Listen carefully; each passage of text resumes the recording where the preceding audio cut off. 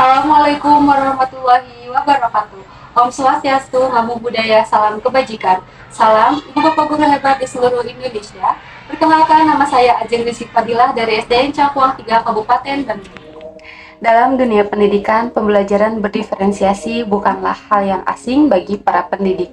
Pembelajaran berdiferensiasi merupakan pembelajaran yang menyesuaikan metode, konten, maupun pendekatan untuk memenuhi kebutuhan peserta didik dalam proses belajarnya. Sehingga, dengan kata lain, sebagai seorang pendidik, diharapkan kita mampu mempertimbangkan kesiapan, gaya belajar, minat, karakteristik maupun kebutuhan siswa dalam menentukan strategi atau metode pembelajaran yang tentunya efektif, menyenangkan, kolaboratif, dan komunikatif. Dengan beragamnya perbedaan individu pada diri peserta didik, menunjukkan bahwa proses belajar seharusnya diimbangi dengan pemenuhan kebutuhan belajar agar dapat menciptakan preferensi belajar merdeka. Di antara yang harus dilakukan oleh pendidik, yaitu memberikan pendampingan terkait kebutuhan belajar siswa, serta mengakomodasi kegiatan pembelajaran agar para peserta didik dapat memaksimalkan potensi dan kemampuan yang terdapat pada dirinya masing-masing. Yang kemudian, mereka dapat bertumbuh bersama tanpa ada yang tertinggal dalam proses belajar. Menyatukan 33 kepala dengan beragam karakteristik dengan cara belajar yang berbeda merupakan hal yang tidak mudah, terlebih di usia peserta didik yang masih duduk di sekolah dasar. Jika guru tidak menentukan strategi yang tepat, pasti akan ada siswa yang tertinggal, bahkan jauh dari teman-temannya.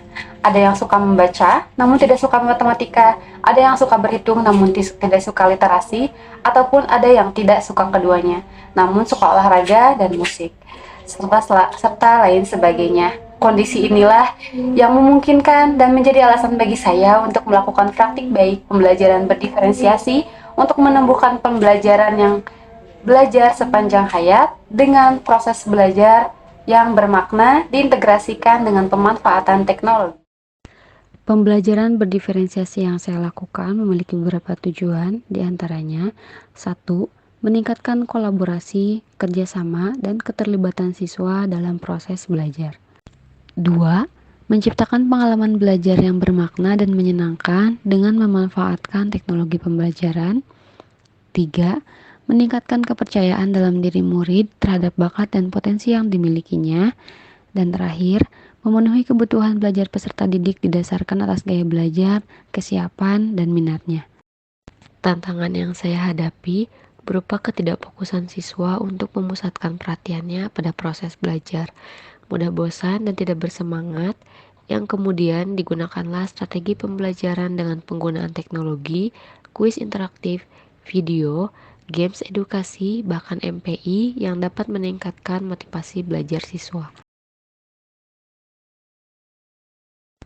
Langkah pertama yang saya lakukan adalah melalui asesmen diagnostik kognitif, bertujuan untuk mengetahui profil kemampuan, minat, dan gaya belajar siswa dengan cara para siswa mengisi formulir yang telah disediakan dan memanfaatkan AKM dalam platform Merdeka Mengajar.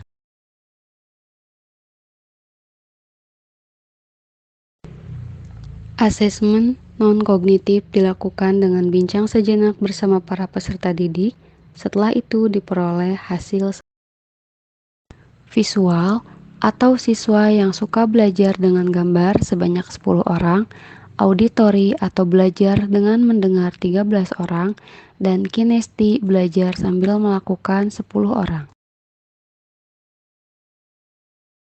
Berdasarkan asesmen yang telah dilakukan, saya merencanakan pembelajaran yang dapat menyokong gaya belajar, minat, serta kesiapan belajar siswa, yaitu melalui pemanfaatan video atau konten pembelajaran dalam rumah belajar, poster, dan elemen pada Canva for Education, modul ajar, serta pemanfaatan platform kuis interaktif Quizizz dan Wordwall.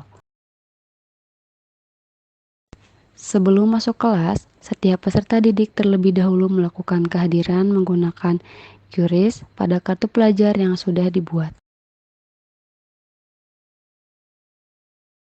Pelaksanaan pembelajaran dimulai dengan salam pembuka, pemberian motivasi, serta menjelaskan tujuan pembelajaran dan bersama-sama menyusun kesepakatan belajar agar pembelajaran dapat terlaksana dengan efektif dan menyenangkan. Pada kegiatan ini, guru memaparkan materi pembelajaran serta memberikan pertanyaan pemantik guna menarik rasa ingin tahu dari para peserta didik. Guru menunjukkan gambar yang berisi materi pembelajaran ekosistem. Peserta didik menyaksikan tayangan video atau konten dari rumah belajar mengenai ekosistem. Guru mengajak peserta didik untuk melakukan pengamatan dan observasi di lingkungan sekolah.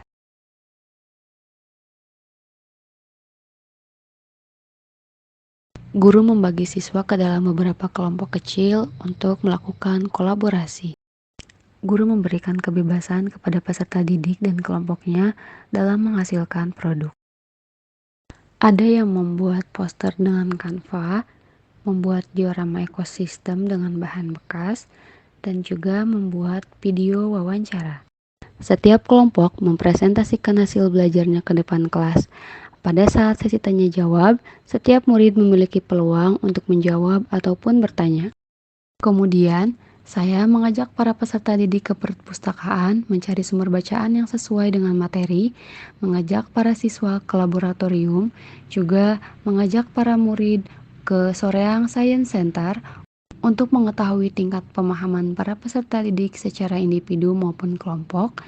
Saya mengajak para peserta didik untuk mengerjakan kuis interaktif pada Quizizz dan juga Word Wall dalam bentuk kuis interaktif, Times Games Turnamen, atau mengisi teka-teki. Asesmen formatif dilakukan dengan kebebasan pilihan oleh para peserta didik. Ada yang mengadakan market day, membuat produk dengan bahan-bahan alami, ada pula yang membuat pupuk kompos. Refleksi dilakukan melalui papan ekspresi, di mana para peserta didik mencentang di bawah emoji yang telah disediakan mengenai bagaimana perasaannya setelah melaksanakan pembelajaran. Kolaborasi, pemanfaatan TIK, serta bimbingan yang terarah merupakan salah satu faktor keberhasilan dari pembelajaran berdiferensiasi ini. Setiap siswa pada dasarnya memiliki perbedaan, namun sebagai guru kita memiliki peran dalam memenuhi kebutuhan siswa. Pembelajaran berdiferensiasi bukanlah pembelajaran yang mengelompokkan siswa pandai dengan yang pandai ataupun kurang dengan yang kurang. Jika demikian, maka siswa yang lain cepat, namun yang lainnya justru akan tetap lambat. Pembelajaran berdiferensiasi bukanlah pembelajaran yang semrawut, akan tetapi pembelajaran yang menciptakan lingkungan belajar yang mendukung kebutuhan murid dan mendampingi sepanjang proses pembelajaran. Sama seperti yang dikatakan oleh Ki Hajar Dewantoro, Ingarsa Sung Tulodo, Ingat Dia Mangun Karsa, Tuturi Handayani. Di depan memberi motivasi, di tengah memberi ide dan gagasan, dan di belakang memberikan dorongan. Demikianlah proses praktik baik yang dapat saya laksanakan mengenai kolaborasi bermakna dan aktivitas TIK atau Teknologi Informasi dan Komunikasi dalam pembelajaran berdiferensiasi. Saya dengan senang hati untuk menerima masukan dan saran dari para pendidik hebat di luar sana. Mari, sebagai pendidik, kita tingkatkan pemenuhan kebutuhan siswa di satuan pendidikan masing-masing dengan cara memenuhi kebutuhan mereka dengan mempersiapkan strategi dan metode yang sesuai untuk para peserta didik. Demikian, wassalamualaikum warahmatullahi wabarakatuh. Pembelajaran berdiferensi itu sangat bermanfaat dan penting bagi peserta didik dalam memenuhi kebutuhan belajar siswa. Diferensiasi bermanfaat bagi siswa karena pembelajaran ini disesuaikan dengan bakat, minat, dan kebutuhan siswa. Menurut saya, pembelajaran diferensiasi yang dilakukan oleh Bu Ajeng sudah sangat tepat dan memberikan dampak positif yang baik bagi anak-anak. Orang tua merasa pembelajaran berdiferensiasi yang dilakukan Ibu Ajeng ini sangat bermanfaat bagi peserta didik di sekolah, terutama dalam menunjang kebutuhan siswa di sekolah.